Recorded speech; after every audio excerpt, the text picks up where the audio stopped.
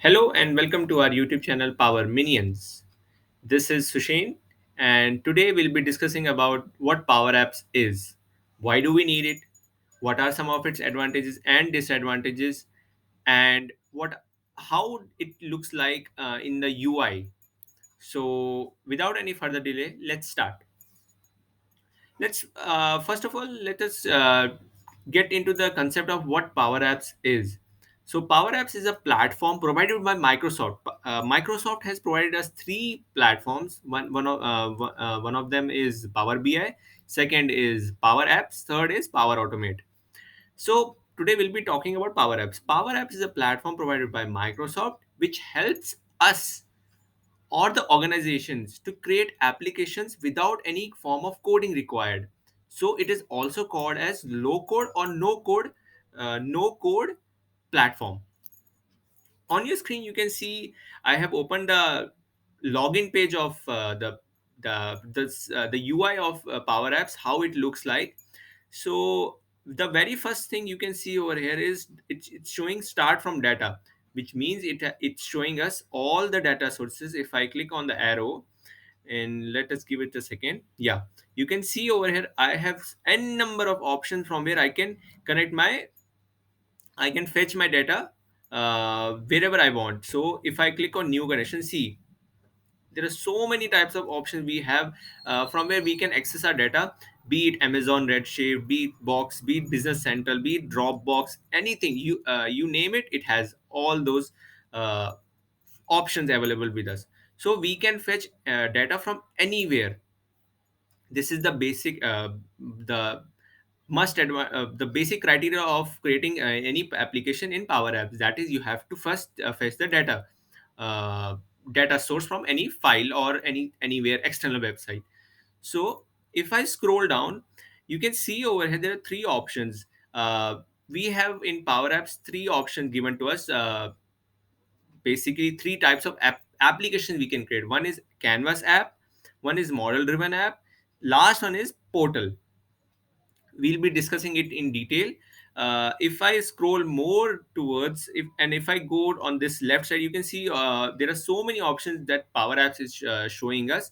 uh, but if I go to create and if I scroll down, you can see there is a option start from template. That means if for example there is a beginner level person in Power Apps who doesn't know anything about Power Apps, how to create applications, uh, how to deal with the codings. There is not coding required in Power Apps, but there is some expressions like we need to sometimes write some if conditions like that. Not entire coding, but some. So if he doesn't know anything about Power Apps, what he can do is he can just click on create and scroll down. You'll find there are n number of options available, provided by Microsoft in Power Apps, which the person can use and have a look of like he can see the templates, he can understand what is going on in those applications, and he will get an idea of what Power Apps is and how to deal with it. So if whatever you want to work on, you can just you can all you need to do is just click on any one of the options or templates that are given, and you are good to go. So this was all about.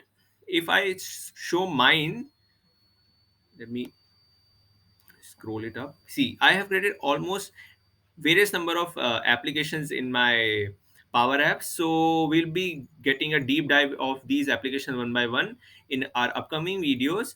So please do subscribe for that, and let's jump on to our second question. What Why do we need it? I answered this already. Like, we whenever we want to create any kind of applications, we can use the Power Apps. Now talking about its advantages, as I said in the very first beginning, that it requires low code or no code.